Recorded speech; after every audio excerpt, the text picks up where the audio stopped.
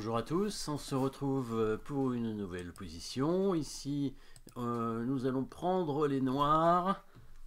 Donc les noirs sont en bas avec une attaque évidemment potentielle. Dame, cavalier, tour en direction du roi.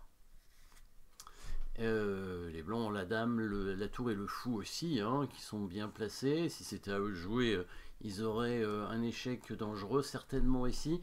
Donc il va falloir probablement faire des coups forcés. Au niveau du matériel, il y a un pion d'avance pour les noirs, mais bon, il n'est pas très important a priori, puisque c'est un pion doublé ici, hein, dans cette structure, même si, bon, peut-être qu'il pourrait y avoir des idées avec les noirs dans cette position, évidemment.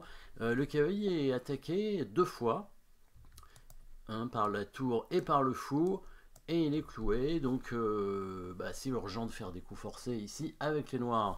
Alors, combien d'échecs? On en voit 3, je pense, 2 échecs de dame et un échec de tour.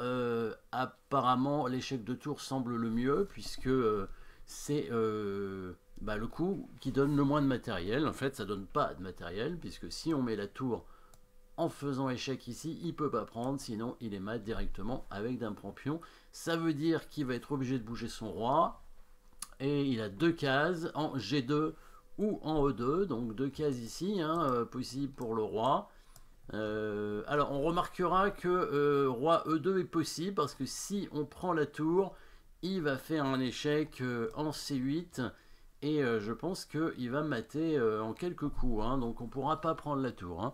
Donc bon, on aurait pu se dire roi E2, je gagne la tour et puis c'est fini. Non, c'est pas fini, au contraire, on est mat. Donc roi E2 est possible, roi G2 aussi, évidemment, les deux sont possibles. Sur roi G2, apparemment, on va faire un échec de cavalier. Dans tous les cas, on va certainement le faire quand même.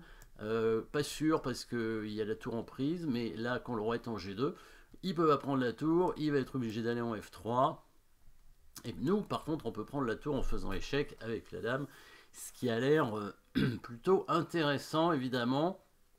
Et puis on pourra revenir éventuellement avec la dame défendre, mais on aura encore des échecs très certainement. Donc il va plutôt aller en E2 avec son roi. C'est plus embêtant parce que là, quand on fait échec avec le cavalier, il devrait pouvoir très certainement prendre la tour, hein. Donc c'est quand même un peu plus gênant. Donc tour des échecs roi E2.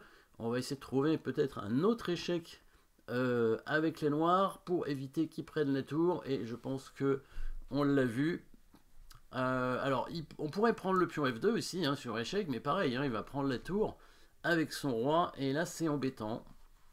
Très certainement, il y a des échecs encore, mais la dame va couvrir, le roi peut s'enfuir, etc. Par contre, si on fait échec avec la dame en H5, évidemment, la tour peut pas être prise par le roi, puisque la dame défend la tour derrière. Qu'est-ce qui resterait aux blancs? Bouger leur roi sur la case en E3, ou avancer le pion pour couvrir l'échec. Si le roi avance en E3, on dirait que la prise de ce pion a l'air intéressante. Tout simplement en faisant échec, hein, évidemment, toujours. Il serait obligé d'aller en F3. Là, on aurait pas mal de bons coups, certainement. Et on pourrait peut-être même maintenant prendre la tour, hein, parce qu'il n'y aurait plus de maths, étant donné que le roi noir pourrait s'enfuir. Et la dame noire en E5 défend tout, hein. Bon, il y a peut-être des échecs aussi. À voir en tout cas ce que ça donne. Alors, on peut avancer peut-être maintenant. Tour D1 échec, c'est le bon coup, évidemment. Sur roi G2, bon, on va simplement faire échec, je pense, avec le cavalier et prendre la tour sur échec, hein, voilà, c'est déjà pas mal. Bon, il peut prendre le cavalier, mais là, on devrait, avec quelques échecs, réussir à ramener la dame pour défendre. Il y a toujours la menace dame C8, attention à la tour attaquée. On peut attaquer son fou, hein, éventuellement, avec dame H6. Mais on aura quand même la tour attaquée, donc on ne pourra pas forcément le prendre.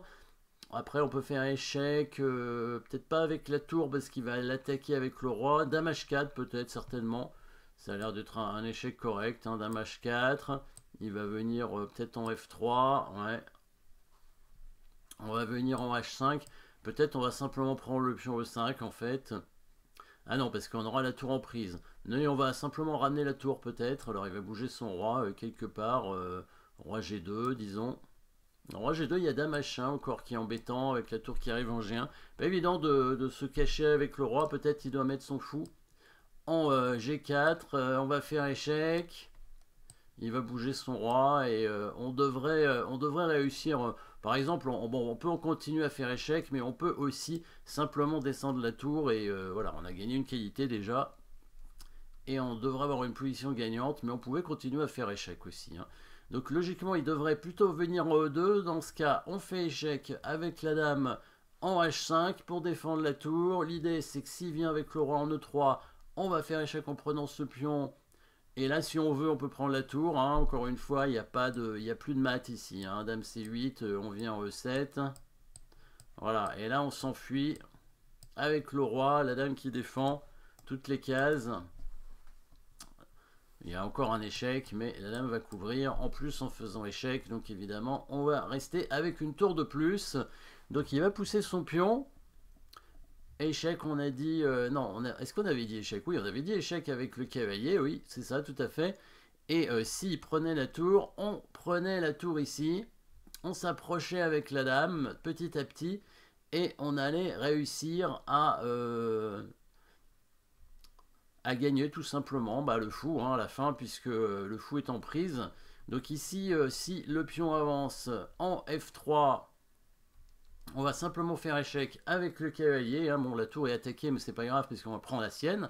Et s'il vient en F2, donc ici, c'est le dernier coup à trouver, évidemment. Alors attention, il y a toujours des menaces du côté blanc, hein, avec dame C8, étant donné que le pion est toujours là, le roi ne peut pas venir en F6. Donc ici, il faut continuer à faire des coups forcés, à faire échec. Le coup de cavalier en D3 n'a pas l'air bon parce qu'il pourrait même prendre avec la dame, hein, étant donné qu'on a la dame en prise peut-être. Et il a quand même un échec en F5, hein, alors il n'aura pas l'échec en D8, mais il aura l'échec en F5, donc il sera quand même gênant, très certainement. Par contre, ici, on peut faire un autre échec, une petite attraction. Vous l'avez peut-être trouvé, ou déviation. Il y a deux thèmes tactiques du coup dans le coup. C'est le coup tour F1 échec. Et oui, tour F1 échec, parce que l'attraction, s'il prend la tour, évidemment, on prend la sienne et on va prendre sa dame. Hein, en F2 et dame H2, et on prend sa dame. Et s'il prend avec la tour, c'est la partie. De toute façon, il n'a pas énormément de choix. S'il bouge son roi, il va se faire mater très vite. Hein. Par exemple, roi en E3. On va prendre le pion en F3, défendu par la tour. Il peut se balader, mais bon, là c'est mat en un coup. Oui. Ah non, il y a une case encore, mais bon. On va dire qu'il n'est pas très bien là. Hein. Déjà, il a plus d'échecs. On peut prendre sa tour si on veut pour ouvrir. Et on a quand même une tour et un cavalier d'avance. Donc du coup, il va prendre la tour. On fait échec. On récupère la dame, voilà. Il peut prendre un cavalier, donc il a tour et fou. Bon, il a quand même aucune chance, hein, même s'il garde sa tour et son fou, parce qu'on a des pions d'avance. Mais en plus, on va gagner encore une pièce, je crois, en faisant cet échec ici en H2. Il peut pas aller sur la colonne G, sinon il y a dame G2 échec. C'est pareil sur roi E4, il y aurait dame E2. Donc il est obligé, du coup, et sur roi F5, il y aurait dame H3 qui gagne la tour. Donc s'il veut garder sa tour, il est obligé d'aller en E3, mais il perd son fou, du coup, évidemment. Bah là, il n'y a vraiment aucune chance. Une dame et deux pions contre une tour. Évidemment, c'est gagné facilement. Quelques échecs sympathiques, hein, avec dame et cavalier. Toujours très fort, hein, le couple dame et cavalier en attaque. Voilà, merci d'avoir suivi cette position. Et à très bientôt.